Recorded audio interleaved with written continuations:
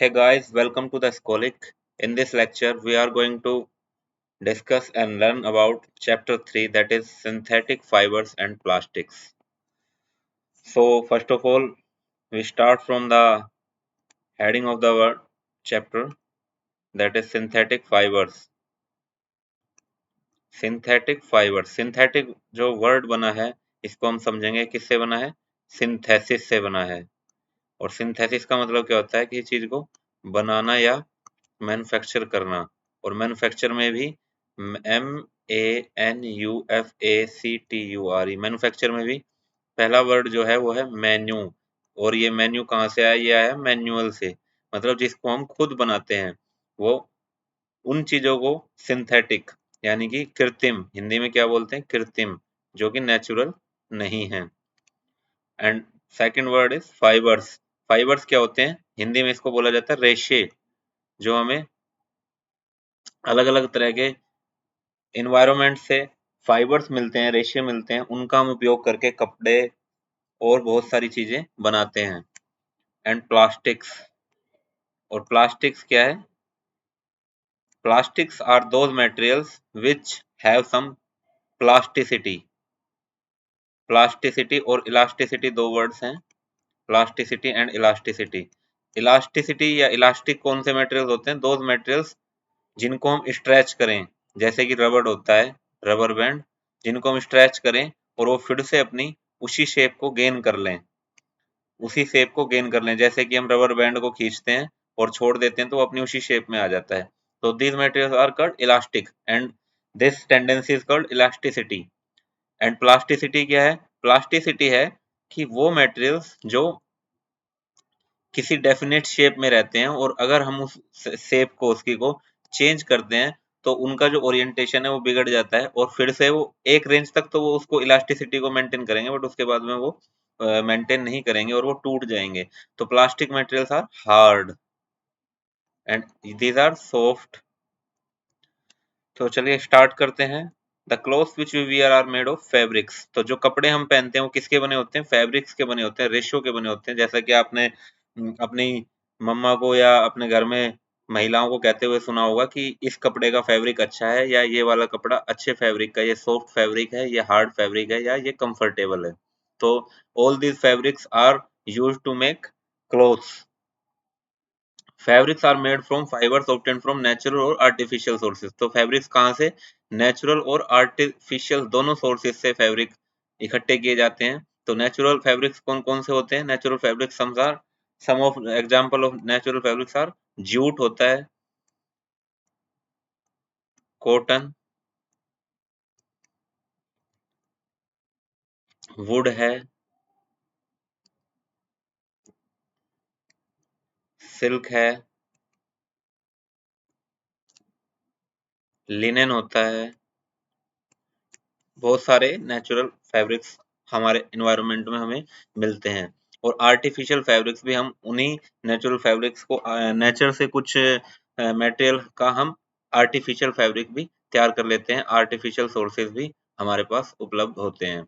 तो fibres are also used for making a large variety of household article. बहुत सारी तरह के जो घर में इस्तेमाल किए जाते हैं, हमारी डेली की जो जिंदगी है उसमें यूज होते हैं, वो सब क्या किन से बने होते हैं, फैब्रिक से बने होते हैं। तो here is the टेबल 3.1, इसमें क्या है, नेचुरल और आर्टिफिशियल फैब्रिक्स की कुछ बातें पूछी गई हैं। तो इसमें हम बता सकते हैं नेचुरल फैब्रिक क्या है, जैसे कि जूट है, अभी मैंने बताया, कॉटन है, लिनेन है। आर्टिफिशियल के अंदर क्या क्या आ जाता है, आर्टिफिशियल के अंदर आ जाता है जो पॉलीमर से बने होते हैं, सिंथेटिक फाइबर्स, वो सब आर्टिफिशियल के अंदर आ जाते हैं।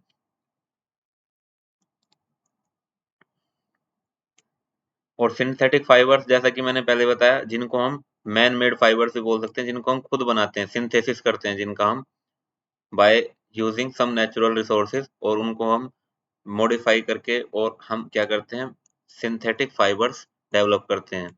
और सिंथेटिक फाइबर्स क्या है, जैसा कि आपने देखा होगा, ये बेड्स, ये देखा होंगे आपने, प्लास्टिक के टाइप के होते हैं। ये चेन से इसका एग्जांपल समझाया गया है। एक एक पॉलीमर की जो एग्जांपल है उसको समझाने के लिए यहाँ पे आपको ये चेन सिस्टम समझाया गया है। पॉलीमर, पॉलीमर वर्ड किससे बना है, ग्रीक वर्ड है एक पॉलीमर, और पोली का मीनिंग होता है बहुत ज्यादा, मैनी, और मर का मतलब होता है यूनिट्स। तो जहां पर बहुत ज्यादा छोटी छोटी यूनिट्स, जैसे कि एक यूनिट ये हुई, एक यूनिट ये हुई, एक यूनिट ये हुई, ये छोटी छोटी यूनिट मिलके क्या बनाती हैं, एक पॉलीमर को डेवलप करती हैं। यहाँ पे बीड का एग्जाम्पल दिया गया है, ये चेन का एग्जाम्पल दिया गया है। ऐसे बहुत सारी यूनिट एक साथ जुड़ गए एक पॉलीमर को बनाती हैं, इस तरह से। आगे चल के हम अभी और देखेंगे इसके एग्जाम्पल्स, बहुत सारे एग्जाम्पल हमें इस चैप्टर में पढ़ने को मिलेंगे।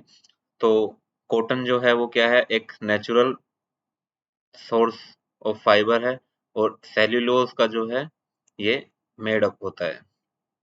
टाइप्स ऑफ सिंथेटिक फाइबर्स क्या क्या है? सबसे पहला जो सिंथेटिक फाइबर है वो, हमने अभी नेचुरल फाइबर्स भी पढ़े थे, सिंथेटिक फाइबर्स कौन कौन से? रेयन।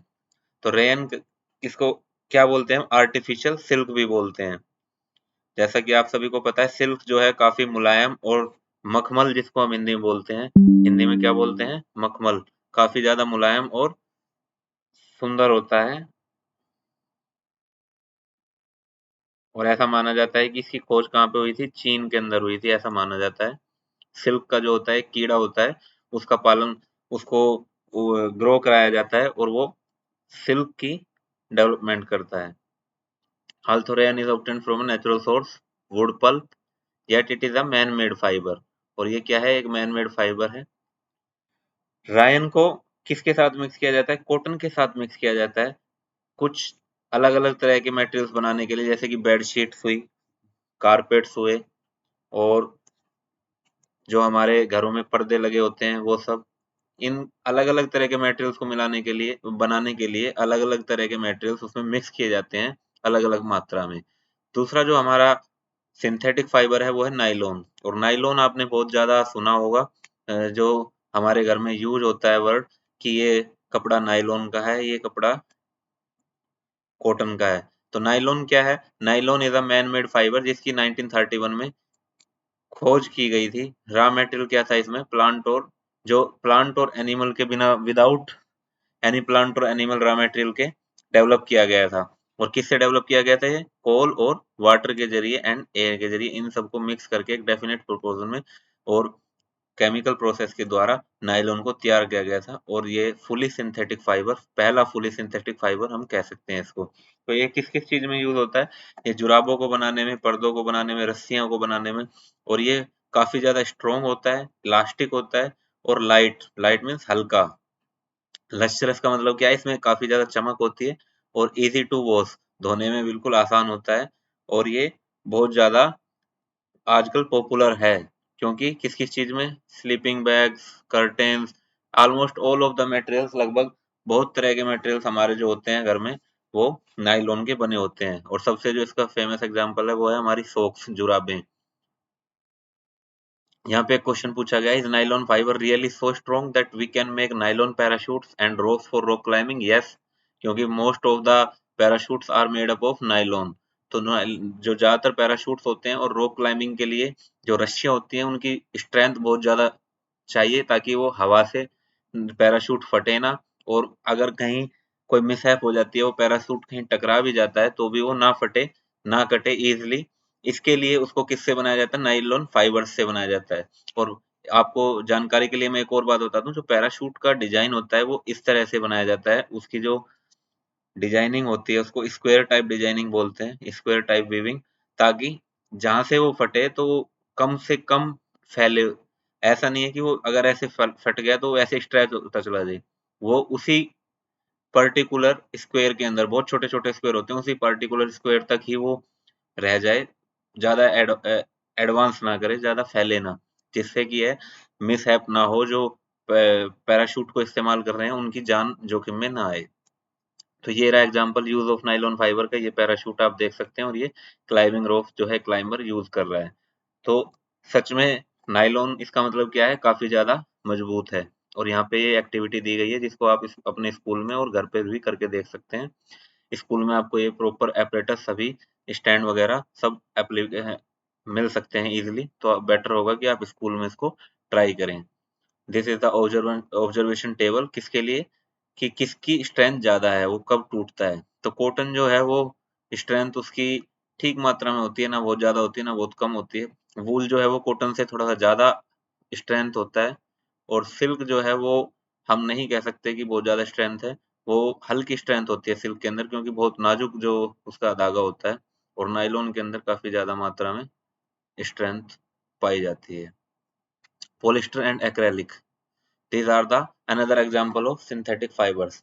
तो पॉलिस्टर क्या है? Polyester is another synthetic fiber, और इसका जो हमने देखा होगा फैब्रिक, इसके फैब्रिक के जो कपड़े होते हैं उन पे इजीली रिंकल नहीं आते, उन पे आसानी से सलवटें नहीं पड़ती, जिससे उनको प्रेस करने के टाइम बचता है और कम मेहनत लगती है। जैसा कि आपने देखा हो स्पोर्ट्स के जो प्लेयर्स होते हैं वो इस तरह के कपड़े पहनते हैं, स्पोर्ट्स जो प्लेयर्स होते हैं पॉलिस्टर फैब्रिक के बने हुए। और बहुत सारी ड्रेसेस जो होती हैं स्पोर्ट्स की इस तरह के कपड़ों से बनी होती हैं। तो शर्ट्स पॉलिस्टर्स की होती हैं, ड्रेसेस लोअर्स वगैरह ये सब, टी शर्ट वगैरह ये सब होती हैं। और टेरिलिन इज अ पॉपुलर, ये नाम हम याद रखेंगे, टेरिलिन क्या है? पॉपुलर पॉलिस्टर है। It can be drawn into very thin fibre that can be वोन लाइक एनी अदर yarn। एक इम्पोर्टेंट वर्ड यहाँ पे आता है, ये क्वेश्चन पूछ रही है पहेली। पहेली क्या पूछ रही है? पहेली पूछ रही है कि my mother always boys pet bottles, PET bottles and peat jars for storing rice and sugar। I wonder what was pet is. तो इसमें दो क्वेश्चन आते हैं, हालांकि पहेली की जिज्ञासा सिर्फ यहाँ पे पेट की है, बट अनदर क्वेश्चन इज कि पेट जार्स में वो राइस और शुगर स्टोर करती हैं, वो क्यों करती हैं? ये भी क्वेश्चन हो सकता है। तो फर्स्ट ऑफ ऑल पेट क्या है? Poly ethylene terephthalate. तो पैट जो है पॉलीथाइलिन टेरिफथैलेट है, और ये वेरी फैमिलियर पॉलिस्टर है। इससे क्या बनती हैं? घरों की बोतलें, यूटेंसिल्स, और आपने देखा होगा दुकानों पे जो हम कोल्ड ड्रिंक वगैरह ये सब जूस वगैरह आता है जिनके अंदर, वो PET बोटल्स उनको बोला जाता है। और ये सब क्या है? इजिली अवेलेबल पॉलिस्टर है, जिसकी वजह से इसको बहुत ज्यादा यूज किया जाता है, और ये काफी सस्ता भी होता है। अभी हम इसके एडवांटेजेस और डिसएडवांटेजेस की बात करेंगे सिंथेटिक फाइबर्स की। और ये PET में क्यों स्टोर करते हैं? क्योंकि प्लास्टिक जो है वो कम रिएक्ट करता है। खाने की चीजों को PET में ज्यादातर क्यों स्टोर किया जाता है? या तो बेस्ट सोर्सेज क्या है उनको स्टोर करने के? या तो कांच है, क्योंकि कांच जो है वो बिल्कुल ना के बराबर, जीरो उसकी रिएक्शन है मटेरियल्स के साथ में। या फिर PET प्लास्टिक जो बहुत कम मात्रा में रिएक्ट करता है as compare to other utensils, जो अलग प्रोडक्ट के यूटेंसिल्स होते हैं, अलग मटेरियल के यूटेंसिल्स होते हैं। पॉलिस्टर जो वर्ड है इसका यहाँ पे बताया गया, polyester actually made of repeating units of a chemical called an Easter. Easter की बार बार यूनिट, ये मान लीजिए ये ईस्टर है तो इसकी बार बार यूनिट ऐसे रिपीट होती रहती हैं, एक दूसरे से जुड़ती रहती हैं, और उसको क्या कहा जाता है? पॉलिस्टर कहा जाता है। और ईस्टर क्या है? ये एक फेवरेट केमिकल है, इसका हम ध्यान रखेंगे इस बात का, जो फ्रूट्स को उनकी स्मेल देता है। आपने घरों में सुना होगा टेरिकोट, एक काफी फेमस वर्ड है, आपके घर में कई बार आपने सुना होगा। तो टेरिकोट भी क्या है? एक सिंथेटिक फाइबर है। और ये किससे मिलके बना होता है? ये दो अलग अलग टाइप के फाइबर से, जो सिंथेटिक फाइबर्स हैं उनसे मिलके बना होता है। तो पॉलीकोट, टेरिकोट ये सब क्या है? मिक्सचर ऑफ टू, ये एक और ये एक, इन दोनों से मिलके अलग अलग बनता है, तो उसको हम पॉलीकोट, टेरिकोट ये सब नाम दे देते हैं, क्योंकि ये दोनों क्या है? अलग अलग टाइप के फाइबर्स का मिक्सचर है। जैसे कि पॉलीवूल किसका मिक्सचर है? Polywool is the mixture of polyester and wool. Another जो फाइबर यहाँ पर है वो है एक्रेलिक। ये भी एक सिंथेटिक फाइबर है, और ये किससे बना होता है? ये बना होता है पॉली एक्राइलोनाइट्राइल से। किससे बना होता है? Poly acrylonitrile. पॉली एक्राइलोनाइट्राइल, ये इससे बना होता है। और इसके क्या क्या बेनिफिट्स हैं? एक तो ये बहुत ज्यादा सॉफ्ट होता है, रेजिस्टेंट टू केमिकल होता है, ड्राइज क्विकली, इजिली जो है वो ये ड्राई हो जाता है, सूख जाता है, और सॉफ्ट होता है। मोथ वगैरह जो होते हैं, जो इंसेक्ट वगैरह होते हैं, उनसे भी ये प्रोटेक्ट करता है, उनको रेजिस्ट करता है ये। तो ये काफी ज्यादा लाइट वेट होता है। और जो वूल होती है, वूल क्या है? नेचुरल है। वूल किससे पाई जाती है? किससे ली जाती है? भेड़ों से, ऊंट से। इनकी जो बाल होते हैं उनसे वूल बनाई जाती है, तो वो क्या होती है, वो एक्सपेंसिव है। और जो एक्रेलिक के कपड़े हैं, जो सिंथेटिक फाइबर है, वो क्या होते हैं, चीप होते हैं और सस्ते होते हैं एज कम्पेयर टू वूल। तो इसके बहुत तरह के मटेरियल्स हमारे घरों में यूज किए जाते हैं और इनकी अलग-अलग वैरायटी हमें ईज़िली मिल जाती है, क्योंकि जिस कलर के हम चाहिए उस कलर के हम एक्रेलिक्स बना सकते हैं। तो इससे क्या होता है कि कलरफुल जो कपड़े होते हैं वो भी हमें मिल जाते हैं। जबकि वूल के केस में भी ऐसा किया जा सकता है by the use of dye. Dye करने के बाद में हम उसको चेंज कर सकते हैं उसका कलर। तो these are the advantages some of the, क्या-क्या है, synthetic fibres are more durable and affordable. ये क्या है, एडवांटेजेस हैं। और ये पॉपुलर भी हैं क्योंकि ये चीप हैं और ये इजीली अवेलेबल हैं। चीप किस लिए, क्योंकि इनकी सप्लाई ज़्यादा और इजीली अवेलेबल है। और सिंथेटिक फाइबर्स के जो डिसएडवांटेजेस हैं, डिसएडवांटेजेस क्या हैं, डिसएडवांटेज ऑफ सिंथेटिक फाइबर्स, ये जो सबसे बड़ा इनका डिसएडवांटेज है वो है कि ये फायर जो होती है, आग जो होती है, उसको बहुत इजीली कैच करते हैं। और आग के संपर्क में आने के बाद जैसे ही टेम्परेचर राइज होता है तो ये क्या हो जाते हैं, इजीली मेल्ट हो जाते हैं। और मेल्ट होने के बाद क्या होता है, बॉडी से स्टिक कर जाते हैं, चिपक जाते हैं। तो जैसे कि आपने देखा होगा, जब हम पॉलीथीन या पीईटी बोतल वगैरह को बर्न करते हैं या फिर हम किसी सोख जुराब को जलाते हैं, तो क्या होता है, वो गर्म होके ऐसे चिपकने लगती है। जो पॉलीथीन होती है वो भी गर्म होके चिपकने लगती है, कई बार हमारे हाथ से भी चिपक जाती है, उसको भी जला देती है। तो सबसे बड़ा जो डिसएडवांटेज है वो क्या है सिंथेटिक फाइबर्स का, कि ये इजीली कैच कर लेते हैं फायर को और ये बॉडी से चिपकते हैं, जिसकी वजह से बहुत ज्यादा नुकसान हो सकता है बॉडी को। It may result into the death of the person who is wearing this type of clothes. तो जो लेबोरेटरी होती हैं, केमिकल लैब्स वगैरह, और जो जहाँ पे हजार्डस काम होते हैं, जहाँ पे आग से रिलेटेड, फायर से रिलेटेड काम किए जाते हैं, वहाँ पे ऐसे कपड़े नहीं पहने जाते और ना ही पहनने दिया जाता है।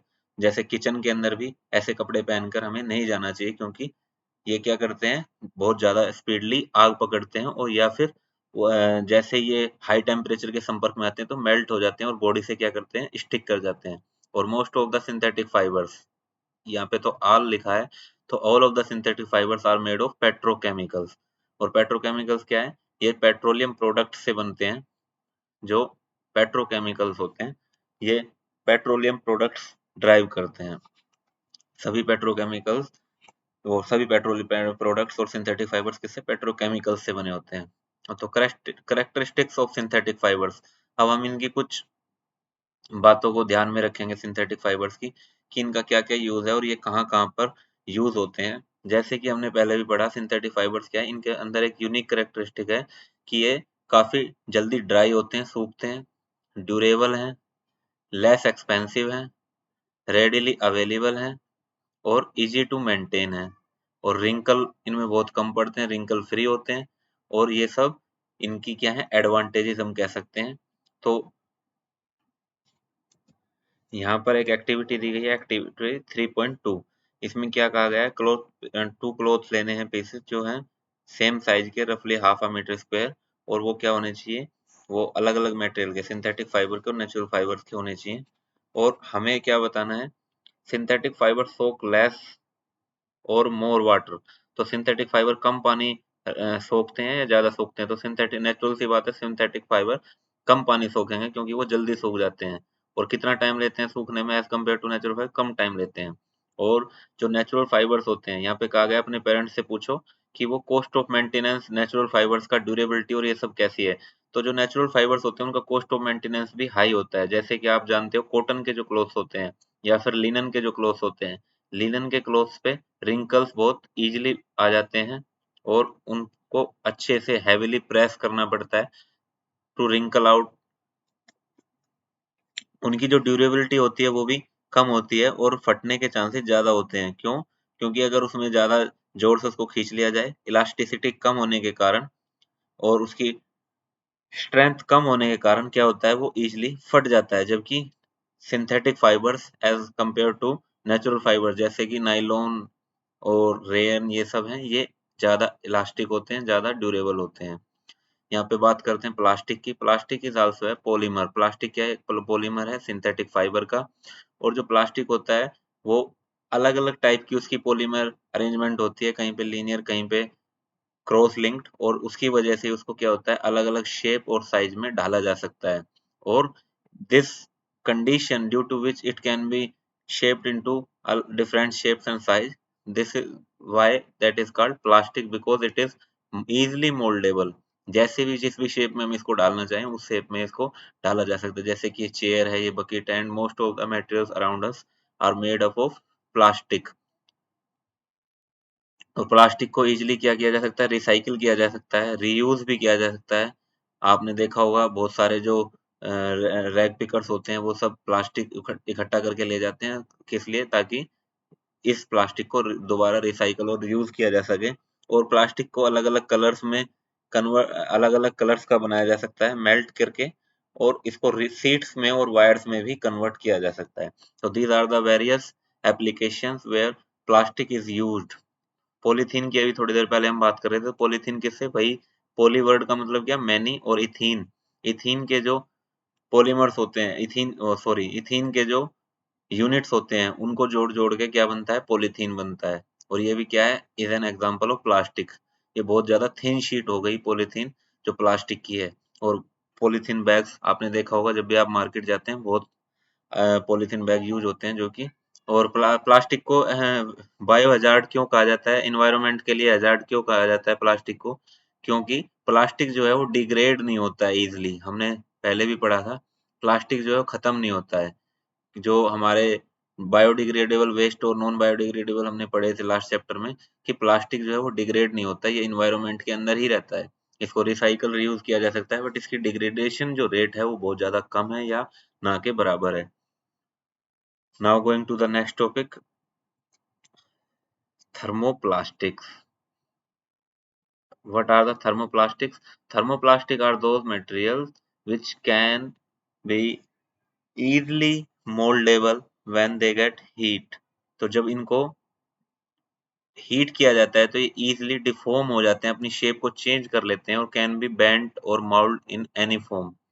जैसे कि पॉलीथीन है, पॉलीथीन को जैसे हम गर्म करते हैं, हीट करते हैं, वो किसी भी फॉर्म में चेंज की जा सकती है। पीवीसी पाइप्स, पीवीसी के मटेरियल्स जो आपने देखे होंगे, जैसे वो गर्म करते हैं पिघल जाते हैं और उनको बैंड किया जा सकता है अलग। जबकि थर्मोसेटिंग, इस वर्ड में आप देखना थर्मोसेटिंग, सेटिंग यूज हो रखा है। तो ये क्या है, ये वंस मोल्डेड, एक बार जिस शेप में इनको बना दिया उसी शेप में रहेंगे, इनकी शेप को हीट करने के बाद भी चेंज नहीं किया जा सकता, because these are thermosetting plastics. इनकी शेप को बार बार चेंज नहीं कर सकते। और इसके एग्जाम्पल क्या क्या है, बेकेलाइट एंड मेलेमाइन। बेकेलाइट क्या है, poor conductor of heat and electricity होता है, और इसलिए ये बहुत ज्यादा यूज होता है। जैसे हमारे घर में कुकर होता है, खाना बनाने का जो कुकर है उसका जो हैंडल होता है, जो हमारे घर में चाय बनाने के लिए बर्तन होता है उसका जो हैंडल होता है। क्यों, क्योंकि बेकेलाइट जो है वो हीट को ट्रांसफर नहीं करता, पुअर कंडक्टर ऑफ हीट है, और उस बर्तन को, जब वो बर्तन में खाना बन जाता है तो पूरा बर्तन गर्म होता है, बट पकड़ने का जो हैंडल होता है वो बिल्कुल ठंडा होता है और हमारा हाथ उससे नहीं जलता है। और क्या क्या बने होते हैं, इलेक्ट्रिकल स्विचेस बने होते हैं, handle of various utensil etcetera. तो ये सब क्या है, थर्मोसेटिंग प्लास्टिक्स हैं, जो कि फायर को रेजिस्ट करते हैं, हीट को रेजिस्ट करते हैं, और बेटर टॉलरेट करते हैं heat than other plastics. Other plastics में क्या होता है, वो मोल्ड हो जाते हैं, वो जो है इजिली हीट मिलते ही मोल्ड हो जाते हैं और पिघलने लगते हैं। तो किचन वेयर में बहुत ज्यादा यूज होता है किसका, थर्मोप्लास्टिक्स का। ये इलेक्ट्रिकल स्विच आपने देखे होंगे, और एक ओल्ड टाइम में आता था जो इलेक्ट्रिसिटी के पोल्स होते थे उनके ऊपर लगे होता था, ऐसा गोल था, उसको गिरडू कहा जाता था। वो बेड कंडक्टर ऑफ हीट था, जो वायर्स होते थे इलेक्ट्रिसिटी वायर्स उससे ऐसे होके गुजरते थे। और पोल, जो इलेक्ट्रिसिटी पोल था, जिस पोल पे ये लगे होते थे उसमें इलेक्ट्रिसिटी ना आए, उसमें करंट ना आए, बारिश में या भीगने के दौरान उस पोल में इलेक्ट्रिसिटी का चालन ना हो, इसलिए उनका यूज किया जाता था। तो plastic as a material of choice क्या है, क्योंकि आज की डेट में बहुत ज्यादा मात्रा में प्लास्टिक के मटेरियल्स यूज किए जाते हैं। हमने देखा है अपने आसपास चारों तरफ, जो बर्तन होते हैं वो भी प्लास्टिक के हैं, और जो अलग अलग तरह के खाने को रखने के लिए प्लास्टिक के कंटेनर यूज किए जाते हैं। हमारा जो पेन, ये सब, हमारे जो बैठने के लिए, लेटने के लिए बहुत सारी चीजें जो बनी होती हैं वो प्लास्टिक की ही बनी होती हैं।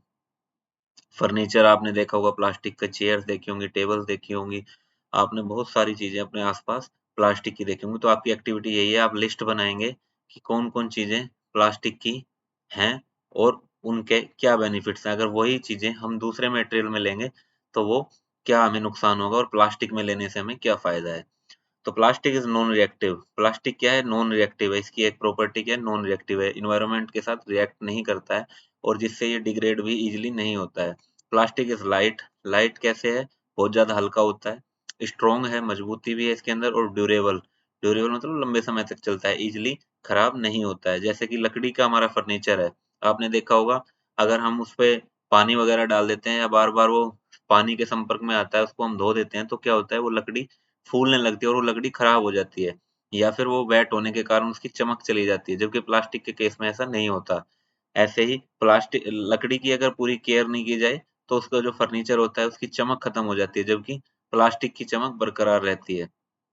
तो these are the such of the examples of benefits of plastic, और plastics are poor conductor of heat and electricity।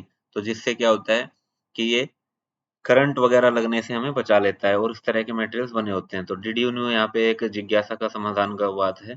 Plastics find extensive use in health care industry. Health care के अंदर बहुत सारी मात्रा में प्लास्टिक का यूज किया जाता है। जैसे कि आपने सिरिंज देखी होंगी, आपकी जो दवाइयाँ होती हैं, टैबलेट्स, वो सब प्लास्टिक के रैपर्स के अंदर होती हैं। थ्रेड्स यूज्ड होते हैं, जो वो सब स्टिचेस के जो थ्रेड्स हैं वो भी प्लास्टिक के होते हैं, क्योंकि ये नॉन रिएक्टिव है। सिरिंज आपने देखी है, वो नॉन रिएक्टिव है। डॉक्टर्स के ग्लव्स जो हैं वो भी प्लास्टिक के हैं, क्योंकि वो नॉन रिएक्टिव हैं। और बहुत सारे अदर इक्विपमेंट्स जो होते हैं, मेडिकल इंस्ट्रूमेंट्स, वो सब प्लास्टिक के होते हैं, जिससे वो बॉडी के साथ रिएक्ट ना करें। तो इस स्पेशल प्लास्टिक कुकवेयर आपने देखे होंगे, माइक्रोवेव ओवंस वगैरह, ये सब क्या है, प्लास्टिक के बने होते हैं, because they are non reactive. Teflon is a special plastic जो ऑयल और वाटर को चिपकने नहीं देता है। It is used for non sticking coating on cookwares. तो कुकवेयर्स आपने देखे होंगे, जब हम उन पे पानी डालते हैं तो वो पानी इजीली फिसल जाता है, तो उस पे टेफ्लॉन की कोटिंग की जाती है। और टेफ्लॉन कोटिंग किस पे होती है? गाड़ियों पे भी की जाती है। बाइक, गाड़ियां, फोर व्हीलर वगैरह, इन पर भी टेफ्लॉन कोटिंग की जाती है। क्यों? क्योंकि वो पानी को चिपकने नहीं देता है, और जिससे जो रस्टिंग है, जंग लगने की प्रक्रिया, उसको रोका जा सकता है या उसको काफी टाइम तक डिले किया जा सकता है। और प्लास्टिक्स क्या होते हैं? फायर प्रूफ प्लास्टिक्स भी आजकल आने लगे हैं। जैसा कि आप टीवी वगैरह में ऐड देखते होंगे, जो प्लास्टिक आग नहीं पकड़ते, जैसे कि मेलामाइन है। इससे क्या होता है, काफी ज्यादा बेनिफिट होता है। जो घर के अंदर सामान होता है वो जलने से बच जाता है, अगर कोई किसी कारण से आग लग जाती है तो। Plastic and environment, this is very important topic. जैसा कि मैंने आपको बताया था कि कुछ जो मटेरियल्स होते हैं वो बायोडिग्रेडेबल होते हैं, जिसको बैक्टीरिया जो है वो डिकम्पोज कर देता है with in such some time. धीरे धीरे उसको बिल्कुल खत्म कर देता है और इन्वायरमेंट के अंदर उसको मिक्स कर देता है उस मटेरियल को। बट नॉन बायोडिग्रेडेबल जो होते हैं वो खत्म नहीं होते और वो एज इट इज रहते हैं। और प्लास्टिक क्या है, वो बिल्कुल नॉन बायोडिग्रेडेबल है, वो डिकम्पोज नहीं होता है।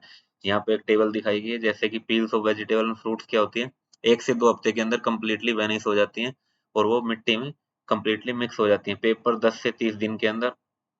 कॉटन के जो कपड़े होते हैं 2 से 5 महीने के अंदर, क्योंकि cotton is a natural fibre और वो मिक्स हो जाता है वापसी किसमें, इन्वायरमेंट में, इसलिए बायोडिग्रेडेबल है। वुड जो है उसको भी ईट कर लेते हैं जो बैक्टीरिया और माइक्रो ऑर्गेनिजम्स हैं। और जैसा कि आपने सुना होगा, दीमक लग जाती है, वो क्या करते हैं, उसको धीरे धीरे मिट्टी में कन्वर्ट कर देते हैं, बायोडिग्रेड कर देते हैं। वूलन के जो क्लोथ्स हैं उनको भी धीरे धीरे डिग्रेड कर दिया जाता है।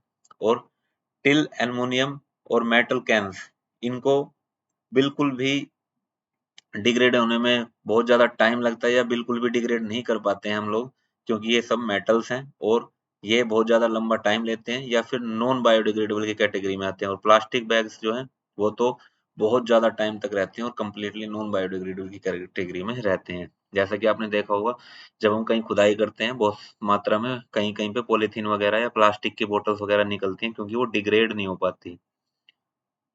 और इसलिए ये क्या है, इन्वायरमेंट फ्रेंडली नहीं है, इन्वायरमेंट को नुकसान पहुंचाता है। बहुत सारी मात्रा में जो प्लास्टिक है वो ओशियंस के अंदर भी डाल दिया जाता है, समुद्र के अंदर भी डाल दिया जाता है, जिसको जो ओशियंस के जो प्राणी हैं, एनिमल्स हैं, वो एक्वेटिक लाइफ के जो एनिमल्स हैं वो उसको खा लेते हैं, कंज्यूम कर लेते हैं और उनको पॉइजन, या हम कह सकते हैं कि एक तरह से वो उनके अंदर पचता नहीं है, उसको वो पचा नहीं पाते, डाइजेस्ट नहीं कर पाते, और जिसकी वजह से क्या होता है, वो मर जाते हैं। और अगर हम प्लास्टिक को आग लगाते हैं तो इससे क्या निकलती हैं, पॉइजनस गैसेस निकलती हैं, फ्यूम्स निकलती हैं, जो एयर पोल्यूशन एटमॉस्फेयर के अंदर फैलाती हैं। तो इस प्रॉब्लम को कैसे सोल्व किया जा सकता है? इस प्रॉब्लम को, जैसा कि मैंने अभी बताया, इससे एक और प्रॉब्लम क्या है, गार्बेज डंप। हम कहीं पे भी अपना गार्बेज डाल देते हैं जिसके अंदर बहुत सारी मात्रा में प्लास्टिक होता है, जिसको एनिमल्स, गायें और जो आवारा पशु होते हैं, भैंस या सुअर वगैरह, पिग वगैरह जो होते हैं, वो खा लेते हैं। और उससे क्या होता है, swallow materials like polythene bags and wrappers, तो उससे क्या होता है, वो उनको पचा नहीं पाते और वो उनके रेस्पिरेटरी सिस्टम में चोक हो जाते हैं, या फिर उनके लीवर और इंटेस्टाइन के अंदर जाके चोक हो जाते हैं, जिससे उनकी डेथ हो जाती है। जो उनका इंटरनल बॉडी फंक्शन है वो उसको चोक कर देते हैं। तो इसलिए हमें इनको केयरलेसली फेंकना नहीं चाहिए, इनको प्रॉपरली डस्टबिन में डालें और प्रॉपरली इनको जो हमारा कूड़ा लेने वाला था उसको सौंप दें। क्योंकि अगर हम इनको केयरलेसली गटर वगैरह में भी डालते हैं, गलियों में फेंक देते हैं, तो उससे ड्रेन्स क्लॉगिंग होने की बहुत ज्यादा संभावना होती है, क्योंकि ये अंदर जाके ड्रेन्स के अंदर फिल, इनमें पानी भर जाता है या कीचड़ भर जाता है, और ये फूल फूल के काफी बड़े हो जाते हैं, और जो पानी है उसको निकलने के लिए जगह बिल्कुल भी नहीं मिलती है। तो नेक्स्ट टाइम जब भी आप प्लास्टिक का कोई सामान, पॉलीथीन वगैरह फेंकें, तो उसका ध्यान रखें कि आपने उसको सही जगह पे डाला है या नहीं डाला है, डस्टबिन का आपने यूज किया है नहीं किया है। तो प्लास्टिक क्या है, नॉन बायोडिग्रेडेबल है, और क्योंकि ये परेशानी क्रिएट करता है, तो हमें क्या करना चाहिए, सबसे पहले these are the 5 R principles, we must keep them in mind। First of all, reduce, जितना हो सके कम से कम प्लास्टिक का यूज करें। दूसरा है रीयूज, अगर हमने प्लास्टिक का यूज कर भी लिया तो हम उसको रीयूज करने का सोचें। जैसे कि हमारे पास खाली बोटल्स, कैंस, डब्बे वगैरह होते हैं प्लास्टिक के, हम उनको रीयूज कर सकते हैं, उनके अंदर कुछ सामान रख सकते हैं, या फिर उनको दोबारा से फैक्ट्री भेज के उनको रिसाइकिल कर सकते हैं। उस प्लास्टिक का हम कुछ और बना सकते हैं। एंड रिकवर, रिकवर मतलब उसको इन्वायरमेंट से वापसी इकट्ठा करना। अगर इन्वायरमेंट में फैल भी गया, उसको फैला भी दिया गया है, इधर उधर फेंक दिया गया है, तो रैग पिकर्स जैसा वो काम करते हैं, वो सब उसको इकट्ठा करके दोबारा फैक्ट्री पहुंचाते हैं। तो ये काम भी रिकवरी के अंदर काफी अच्छा काम है, क्योंकि इन्वायरमेंट से वो प्लास्टिक को रिमूव करते हैं। And last is refuse. तो रिफ्यूज का मतलब क्या है कि आप प्लास्टिक को यूज करने से मना कर दें। जैसे कि आपको दुकानदार पॉलीथीन का बैग दे, तो आप उसको मना कर सकते हैं कि नहीं, हमें प्लास्टिक यूज नहीं करना है, because it is not the environment friendly. तो fibre wise, do not throw plastic bags in water bodies और ऑन द रोड, क्योंकि वाटर बॉडीज के अंदर एनवायरमेंट पोल्यूशन होता है। एक्वेटिक जो एनिमल्स होते हैं वो उनको कंज्यूम करते हैं, और वो डाइजेस्ट ना कर पाने के कारण मर जाते हैं। बहुत सारी मात्रा में फिशरीज, आप पढ़ेंगे तो ओशियंस के अंदर बहुत सारी मात्रा में फिशरीज, वेल वगैरह इसको कंज्यूम करके मर जाती हैं।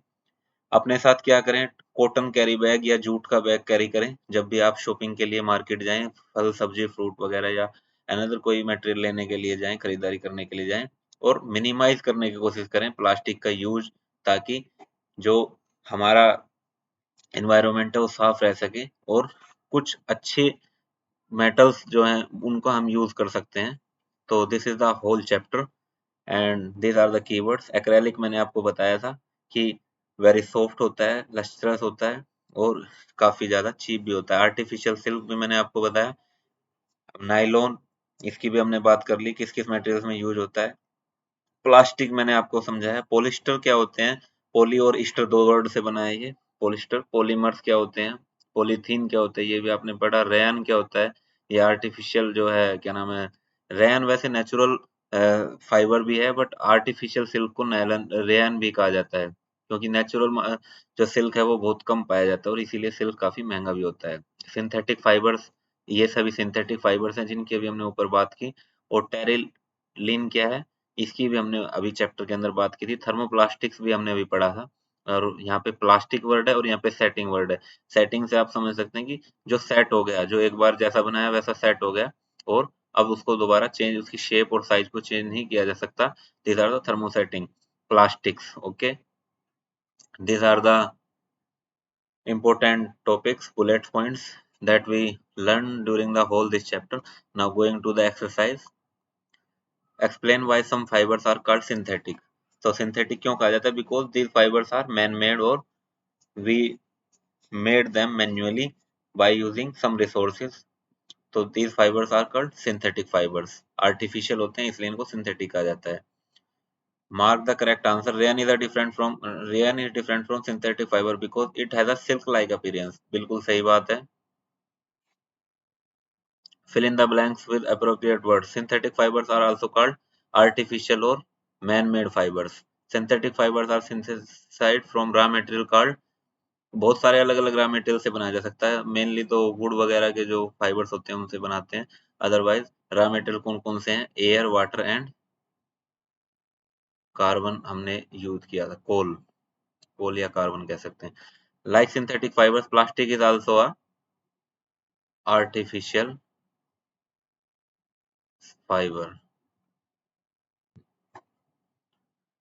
Give examples which indicate that nylon fibres are very strong. तो नाइलॉन फाइबर से क्या बनाया जाता है, पैराशूट और जो रोप क्लाइंबर्स होते हैं उनके लिए रस्सियां बनाई जाती हैं, जिससे वो टूटे ना, उनकी स्ट्रेंथ काफी हाई होती है, तो इसलिए these are very strong. These are the two example. Explain why plastic containers are favoured for storing food. ये वही क्वेश्चन है, इसका मैंने आपके चैप्टर में बता दिया था। उम्मीद करता हूँ कि आपने उस बात को ध्यान से सुना होगा और इस क्वेश्चन का आप इजिली आंसर कर सकते हैं, इसलिए मैं यहाँ पे इसका आंसर नहीं बता रहा हूँ। Explain the difference between thermoplastic and thermosetting plastic, ये वेरी इजीली मैंने आपको बहुत अच्छे से समझाया था। थर्मोप्लास्टिक और थर्मोसेटिंग को याद कैसे रखना है ये भी मैंने आपको बताया था, तो इसका आंसर भी मैं आपको नहीं बता रहा हूँ। Explain why the following are made of thermosetting plastic, ये थर्मोसेटिंग प्लास्टिक से क्यों बने होते हैं, saucepan handles, because thermosetting plastic is the bad conductor of heat and electricity, और ये गर्म ना हो हैंडल जिससे हम उसको इजीली पकड़ सकें, हमारे हाथ ना चले, तो इसलिए वो थर्मोसेटिंग प्लास्टिक के बने होते हैं। Electric plug, switches, plug boards, क्योंकि ये आग नहीं पकड़ता है, bad conductor of heat and electricity है, फायर है, बैड कंडक्टर ऑफ फायर है, तो इसलिए इनका यूज किया जाता है थर्मोसेटिंग प्लास्टिक्स का इन मेटेरियल्स को बनाने में। Categorise the materials of the following products into can be recycled and can not be recycled. तो इसमें कैन जो जो रिसाइकल किए जा सकते हैं उनको टेलीफोन इंस्ट्रूमेंट है, कैन नॉट और कैन बी, इसमें दोनों तरह का हो सकता है, क्योंकि कुछ मटेरियल्स दोबारा से रिसाइकल हो सकते हैं, कुछ नहीं हो सकते हैं टेलीफोन के भी जो इंस्ट्रूमेंट्स होते हैं। प्लास्टिक टॉयज रिसाइकल किए जा सकते हैं, cooker handles can't be recycled, carry bags, carry bag को कैसे रिसाइकिल करोगे बताओ, अगर कैरी बैग पॉलीथीन का है तो उसको रिसाइकिल किया जा सकता है, कॉटन का है तो भी वो लंबे टाइम तक यूज किया जा सकता है। Ballpoint pen, these are also recycled, but उनकी जो रिसाइकल रेशियो है, रिसाइकल रेट है, वो बहुत ज्यादा कम है। प्लास्टिक बॉल्स, इनको भी रिसाइकिल किया जाता है। प्लास्टिक कवरिंग और इलेक्ट्रिकल वायर्स, जो हमारे बिजली के तार होते हैं उनके ऊपर जो कवरिंग होती है, हालांकि उसको रिसाइकिल किया जा सकता है, but most of the cases इसको बर्न कर दिया जाता है। प्लास्टिक चेयर्स, प्लास्टिक चेयर्स को बहुत ज्यादा मात्रा में रिसाइकिल किया जाता है, आपने देखा होगा पुरानी चेयर्स के बदले नई चेयर्स देके जाते हैं। इलेक्ट्रिकल स्विचेस, और इलेक्ट्रिकल स्विचेस जो हैं वो थर्मोसेटिंग प्लास्टिक के होते हैं, वो रिसाइकिल नहीं हो पाते हैं। And then next question is Rana wants to buy shirt for summer. Should he buy cotton shirts or shirt made from synthetic material? तो राना गर्मियों के लिए कपड़े लेना चाहती है, तो सबसे पहली बात कॉटन शर्ट्स जो होती हैं वो हमने नेक्स्ट चैप्टर लास्ट चैप्टर में पढ़ा था, वो बेटर होती हैं क्योंकि वो पसीने को, हमारा जो स्वेट होता है उसको अच्छे से सोख पाती है और ट्रांसपिरेशन के जरिए हमें ठंडक पहुंचाती हैं। सिंथेटिक मटेरियल जो होते हैं वो जल्दी सूखते हैं as compare to cotton shirts, और चीप भी हैं और हल्के भी होते हैं, ड्राई जल्दी होते हैं, तो वो सिंथेटिक मटेरियल की शर्ट भी कम सोच सकती है लेने के लिए, but for summer better advice is cotton. Give example to show that plastics are non corrosive in nature. Plastic जो है वो नॉन कोरोसिव का मतलब जिसमें जंग नहीं लगता, तो आपने देखा होगा प्लास्टिक बहुत ज्यादा मात्रा में नेचर में पड़ा होता है, कुर्सियां, चेयर, फर्नीचर वगैरह, इसमें कभी जंग नहीं लगता क्योंकि वो रिएक्ट ही नहीं करता एनवायरनमेंट के साथ, ना मॉइस्चर के साथ, ना वाटर के साथ, ना एयर के साथ, तो वो जंग ही नहीं लगता प्लास्टिक में। Should the handle and bristles of a toothbrush be made of the same materials? Handle and Bristol जो टूथब्रश के होते हैं वो अलग मटेरियल्स के बने होते हैं, जबकि उनके जो रेशे होते हैं, जो हमारे टीथ पे हम रब करते हैं, वो अलग मटेरियल के होते हैं, क्योंकि हैंडल्स जो होते हैं वो हार्ड प्लास्टिक के होते हैं, प्लास्टिक या हार्ड पॉलीमर्स के होते हैं, जबकि ब्रिस्टल जो होते हैं वो सॉफ्ट के होते हैं। Avoid plastic as far as possible, comment on this advice. तो प्लास्टिक को क्यों अवॉइड करना चाहिए, इसकी हमने अच्छे से बात की थी, इस पे आप एक पूरा आर्टिकल लिख सकते हैं, because it is very hazardous to the environment, और इसके बहुत सारे डिसएडवांटेज हमने डिस्कस किए थे। मैच द टर्म्स, पॉलिस्टर क्या है, करेक्टली विद फ्रेज गिवन को। टेफ्लॉन क्या है? Used for non stick cookwares, Teflon C आएगा। रेयन का यूज क्या होता है? Nylon, used for making parachute and stockings. Rayon का यूज क्या होता है? Polyester fabric do not wrinkle easily. और रैन का यूज क्या होता है? Prepared by using wood pulp, जिसको हमने रेन को हमने पढ़ा भी था, क्या होता है? Artificial silk is the rayon. Manufacturing synthetic fibre is actually helping conservation of forest. इसमें हम दोनों बातें लिख सकते हैं। कंजर्वेशन ऑफ फॉरेस्ट में हेल्प भी करता है, क्योंकि बहुत सारी मात्रा में जो लकड़ियां हैं उनको काटने से बचाया जा सकता है, जंगलों को काटने से बचाया जा सकता है, but it is also a polluting component, ये पोल्यूशन भी फैलाता है। तो उस वजह से इसमें थोड़ा नुकसान भी है, but it is helping most because trees are the ultimate responsible for environment को साफ करने में उनकी बहुत अहम भूमिका होती है। Disconnected to so that the thermoplastic is a poor conductor. तो एक एक्टिविटी बतानी है थर्मोप्लास्टिक, तो हम बता सकते हैं जो इलेक्ट्रिकल स्विचेस होते हैं, या फिर इसको हम कंडक्ट करके दिखा सकते हैं एक्टिविटी को, सेल वगैरह लेके, जो हमारे इलेक्ट्रिक सेल होते हैं उनको लेके, और उसमें एक तरफ पॉजिटिव नेगेटिव पे वायर लगा के और बीच में कोई थर्मो प्लास्टिक मटेरियल रख के, और यहाँ से हम इस एक वायर को हम डायरेक्ट बल्ब से कनेक्ट कर सकते हैं, और एक वायर को हम यहाँ पे और एक वायर को यहाँ पे। तो जब हम इसको कनेक्ट करेंगे तो बल्ब जो है वो ग्लो नहीं करेगा। तो इस तरह की एक्टिविटी से आप शो कर सकते हैं कि थर्मोप्लास्टिक जो है वो बैड कंडक्टर और पुअर कंडक्टर ऑफ इलेक्ट्रिसिटी है। तो दैट्स इट, थैंक यू। उम्मीद करता हूँ आपको ये लेक्चर अच्छा लगा होगा, और इसे आप अपने दोस्तों के साथ शेयर करेंगे। Please share, subscribe and like the video if you like this whole lecture, and comment section में जरूर बताएं जो भी आपके सुझाव हों। Thank you, welcome.